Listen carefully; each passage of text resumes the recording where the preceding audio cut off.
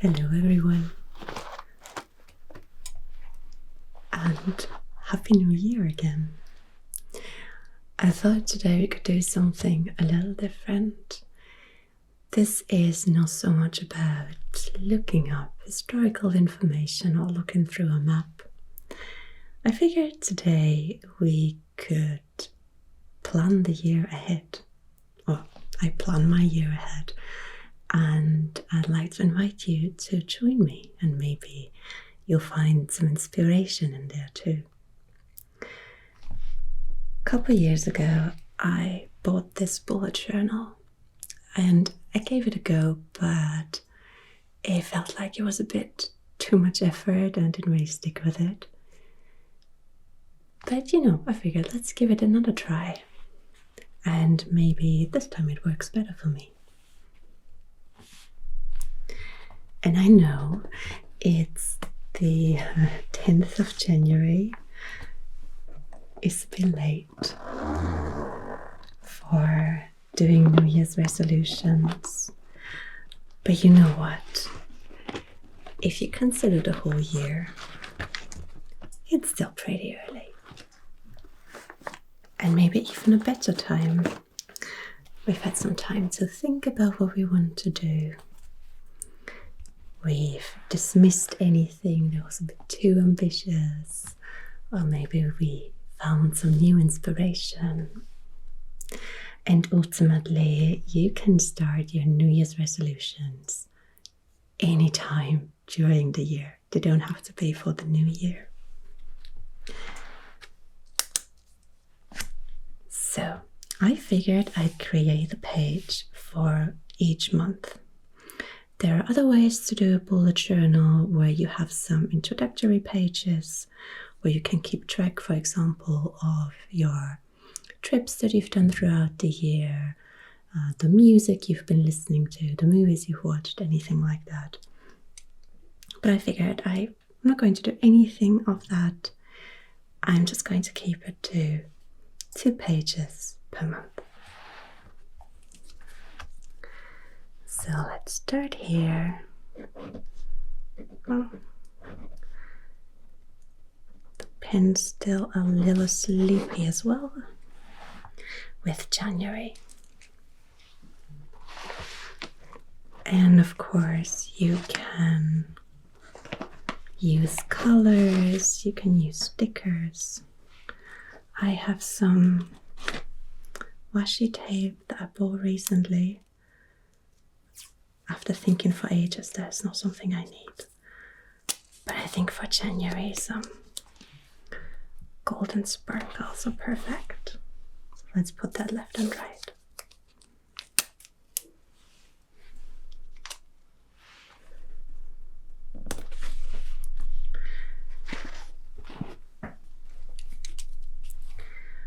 All right. So I figured on the left-hand side, I'd create some squares to keep track of certain things that I want to do daily. And the right hand side is going to be more for sort of things I liked throughout the month, things I want to do, things that stood out. So this is going to be a bit more open. Okay, so I'm going to start with the easiest part, which might be a bit surprising for you. The easiest one for me is keeping my house in order, cleaning. And I found what works really well for me is to use a 15-minute a day method. The idea is that you don't have to clean everything at once. You don't even have to, work an hour on it. All you do is clean for 15 minutes a day. And that way you can keep on top of things. I don't know, your dishes don't pile up, your laundry doesn't pile up, and it doesn't feel like much. So I think this is a really good method if you struggle maybe with perfection, with trying to do things correctly, doing everything So this creates an easy in. Let's see, we have 31 days. So this is 1, 2, 3, 4, 5, 6, 7, 8, 9, 10, 11, 12, 13, 14, 15, 16. And then the one at the bottom is for 15 days. We need one in the middle.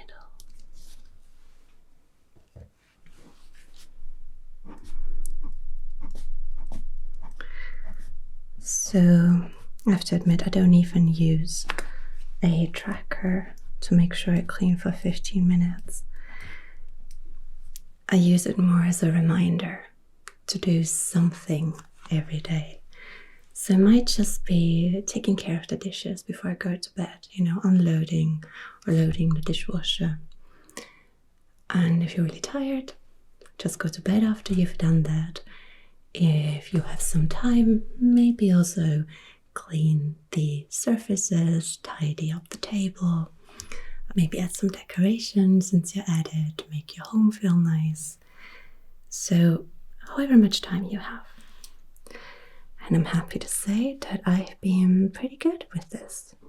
So I did something on the 1st, 2nd, 3rd, 4th, 5th, 6th, 7th, and today we're recording this on the 8th. Haven't done anything yet, but I'll make sure to do something once we're finished with filming. And then I want to combine this with some deep cleaning or tidying, organizing, one room per month. And I think this month I'm going to do the living room. So we have some more space here when we record.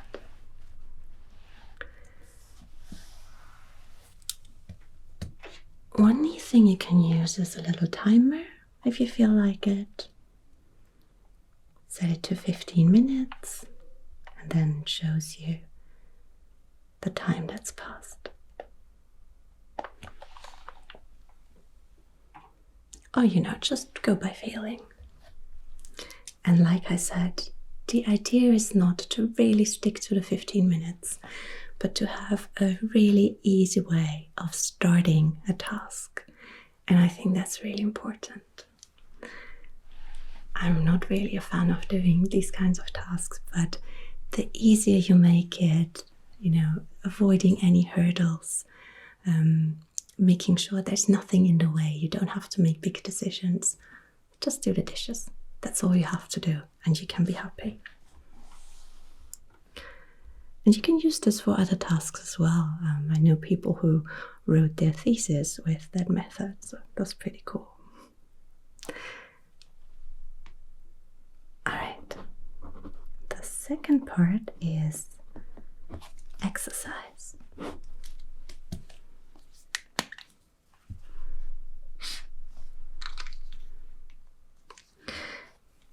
In January, I want to do a 30-day yoga challenge.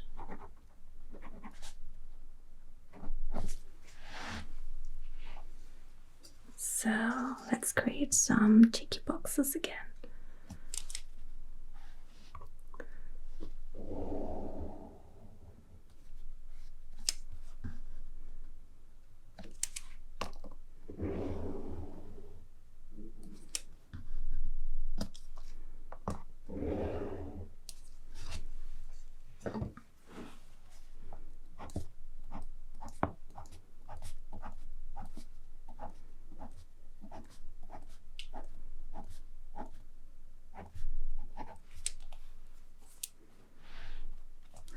Okay, I have to admit I haven't been as great with my exercising. I didn't do anything on the 1st, but to be frank, it's a 30-day challenge, so that's fine. I did something on the 2nd, 3rd, and 4th. And I skipped a day, and then yesterday I skipped as well, so I think I'm going to do maybe 2 flows today or tomorrow. I know that tomorrow's video is going to be more about meditating, so combining that with a flow exercise could work well. But I hope I'm going to be a little more consistent throughout the rest of the month.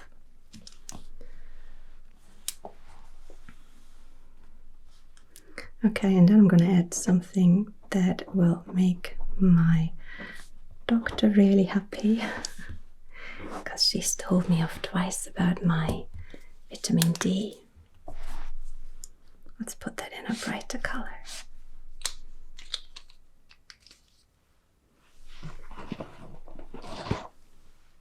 Maybe add a little happy cloud to it, sort of as a reminder to go outside. Oh, like if I can get it. There we go.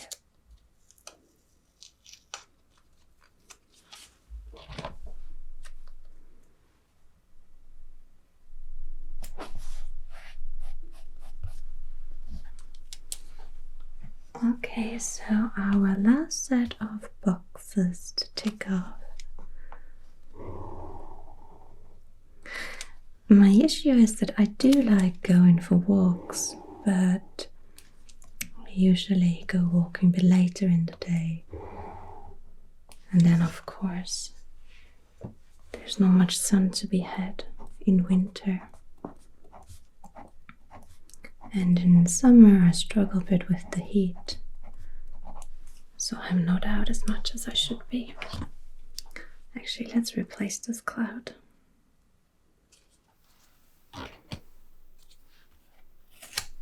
Okay, this one's a bit happier.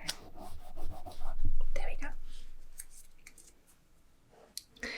And I have to admit, this is definitely something I should keep track of, because 1, 2, 3, 4. I went for a walk. Or no, when was that? 1, 2, 3, 4, 5. I think on the 6th. And on the 4th. But that might have been a bit too late. So I really haven't had much sun so far. So definitely something I need to remember. Okay, so that's the part to cross out, which can be really satisfying in itself. And then I want to keep track of my languages.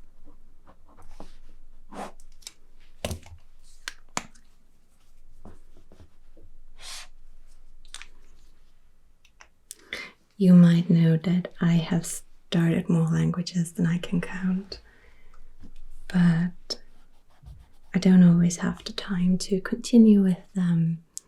And looking back at my collection of grammar and vocabulary books, I'm always a bit disappointed that I haven't learned more. So I figured this year I should really put some focus on that. Last year this kind of fell a bit by the wayside. I was just busy with other things. But there's 2 languages I want to focus on in 2023. The one is French. Let's give it a little circle. So my French used to be pretty good, at least when it came to conversations. My writing was always a bit small, but that's okay, I don't have to write in French. But these days I don't use it very much, which means that, it starts rusting, you're not as used to it anymore. You start forgetting expressions and words. So I figured what would be a good thing to do is to take conversational lessons.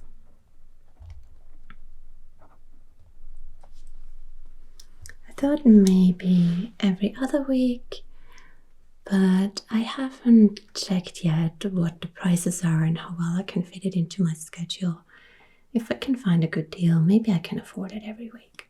So, but every other week's definitely something I can do. So we need 2 boxes.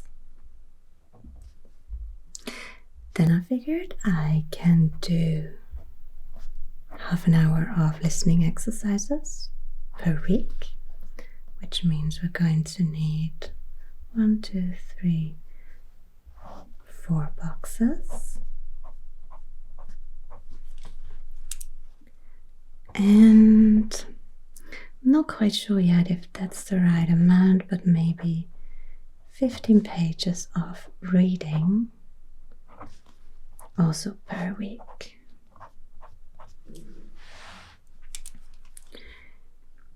With listening, I've noticed that there's a French radio station that I really like.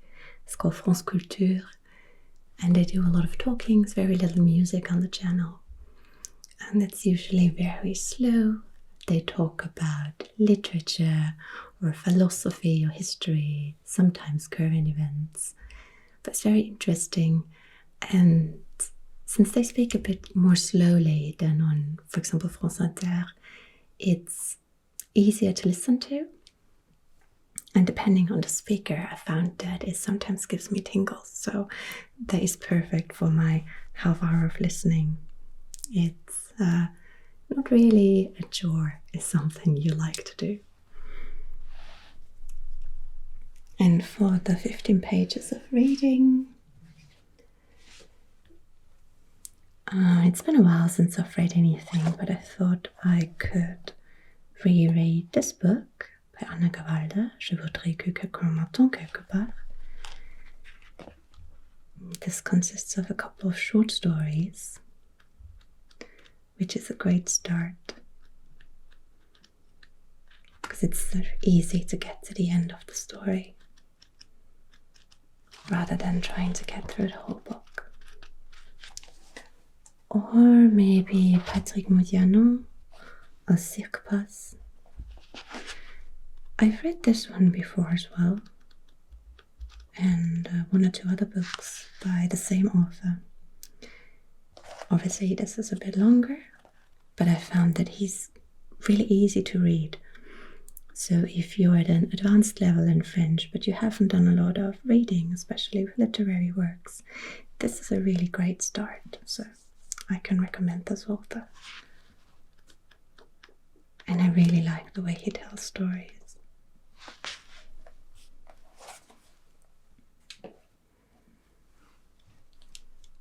Okay, so that's the one language. And the other one I want to focus on is Norwegian.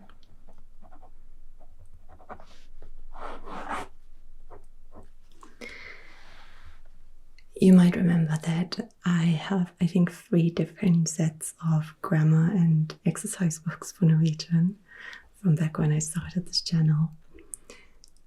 But the last half year or so, I haven't really looked at them. With Norwegian, I've really just kept up my Duolingo streak, which I'm going to continue. I don't need to put any ticky boxes here because Duolingo does it for me. But I also want to get back into using my books, so I think I'm going to say 1 chapter per month. And maybe just write down the book and the chapter. And 1 easy listening exercise, like for example a podcast for beginners. I could also do some reading. Like I have this book here, Short Stories in Norwegian for Beginners. I'm actually halfway through,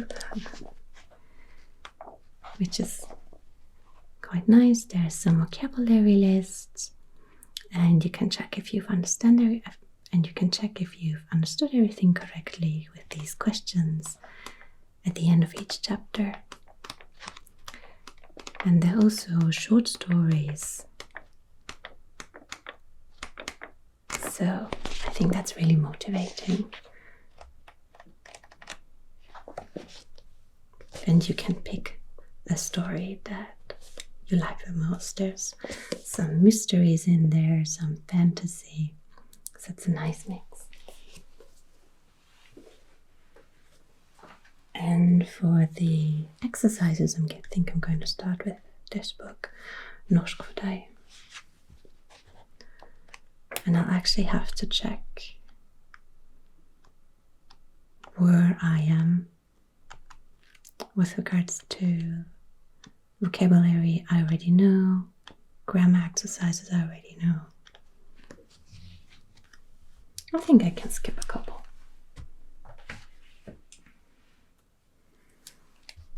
Okay, so much for that. Let's give these some color as well.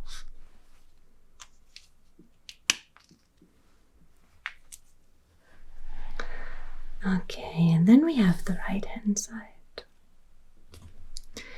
And here I figured I just like to keep track of what I've been doing over the month. Whether I've been to the cinema to watch a movie, whether I've seen some exhibitions, whether I've gone on a trip with friends, things like that. So let's put some more gold here at the start.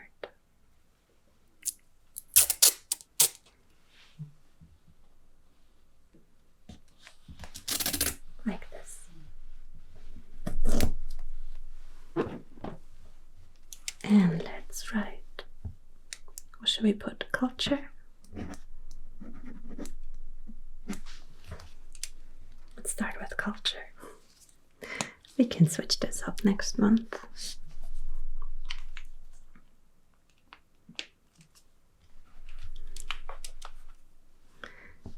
So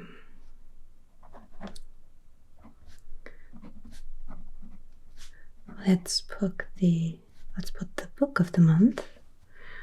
There is one goal. I have to read a bit more outside of preparing topics for this channel or sort of non-fictional books. And I figured if I put it in here, that's going to be a little reminder to pick up a book and read a bit. Somehow that is the first thing that I drop when things get a bit stressful. It's just so much easier to sit in front of a screen, pick a video, or just scroll through some, TikToks. And I like TikTok, but doing it too much is not really good for you. And I used to really, really like reading, so I want to make sure that I pick that up again. And then I'm going to visit the Munch exhibition. Like this. In Paris. So maybe I can add a ticket here or a flyer from the exhibition, sort of as a little reminder. I'm also going to go to the theatre. Oh, let's leave some space for you. I might go and see something else as well. So I'm going to write that here. And then in terms of music, what I've been listening to for this month, this has been Ghost Impera. It was a present from my sister for Christmas, and I haven't been able to turn it off the last 2 weeks or so. Really, really like it.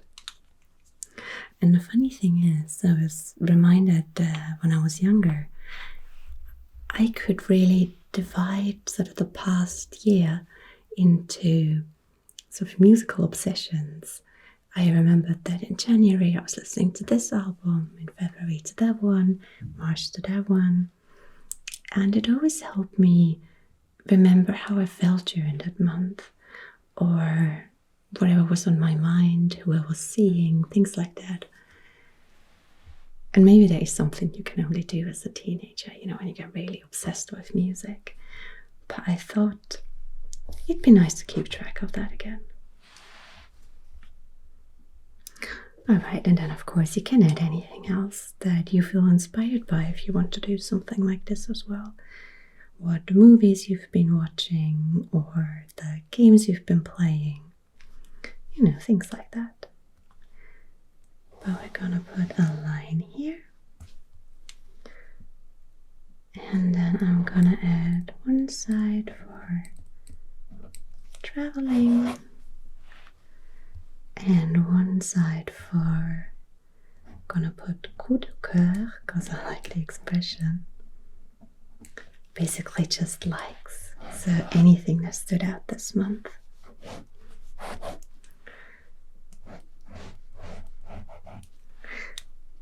So this is going to be Paris. Can't wait. We're going by train this time. And here, you know, it could be something like a gratitude journal that a lot of people keep. So you just write down things that you're grateful for at the time during this month. I thought I could also put just something I associate with the month, something that you only do during this season. In January, it's cold outside, it's dark. There's not that much to celebrate like in December. But maybe it's a good time to, you know, spend some time cooking some nice stews, or maybe you want to do some baking. Maybe you want to get comfortable on your couch and do some knitting or watch a series, you know, anything like that. And it sounds a bit domestic, I know, but you know, when do you want to be domestic if not in winter? I generally like to put a little more effort this year on really celebrating the seasons. And I know that just sounded like I don't like January, but I really like every season of the year. And I feel like if I do something that's typical for the season, then I can look back at it and think, okay, I made the most of it and I'm happy with what I've been doing. So in spring, that might mean going out when all the flowers are coming out, when the trees are blooming. In summer, that means visiting a lake, you know, spending a lot of time outside with friends, maybe at festivals. In autumn, celebrating it with the typical spices of autumn. It can be something small, but just making a little bit of an effort. So, a reminder to celebrate the month of January with what it offers me. Not a lot of sun so far. Alright, so that's it for today. If you're doing something similar, let me know. Maybe you have any tips on what to keep track of or what really works for you with bullet journals. I'm happy to get some inspiration from you.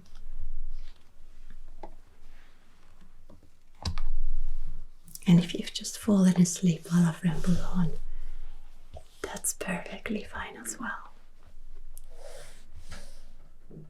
Okay, so good night, and I'll see you next week with some medieval history.